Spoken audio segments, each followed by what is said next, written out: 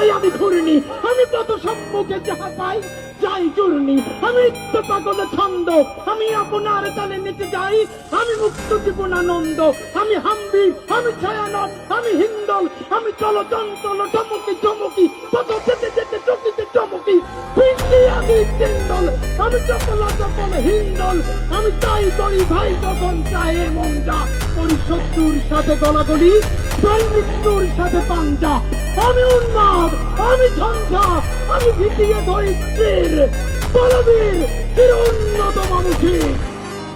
মন খারাপ হয় যে আল্লাহ যদি আমাকে কোনোদিন নিয়েও যায়, তো এই যে ছেলে মেয়েগুলো, মানে আমি আল্লাহর কাছে সবসময় দোয়া করি, বা আপনি জানেন যে আমার আল্লাহ একটা সন্তান দিছে, 3 মাস ওর বয়স। আমার বাচ্চাটা তো আমি 3 মাসে 30 মিনিটও কুলে নিতে পারি নাই। তো আমার ওয়াইফ খুব মাঝে মধ্যে আর কি মজা করে বাচ্চারে বলে যে ইনকিলাব মঞ্চের মুখপাত্র তোমার সাথে দেখা করতে আসছে। তো আমার এই প্রথম মনে হলো কি যে আমি ভাইয়ারে বলি, ভাই আল্লাহ যদি আমাকে নিয়ে যায়, আমার বাচ্চাটার দিকে একটু খেয়াল রাখেন। তো এই কথাটা আমি বলতে পারি নাই। আব্বার একটা, মানে আপনি যদি বলেন যে আমার সারা জীবনের যেটুকুন সততা, সাহস, লড়াই, এটার দুনিয়ার সমস্ত শক্তি আমার আব্বা।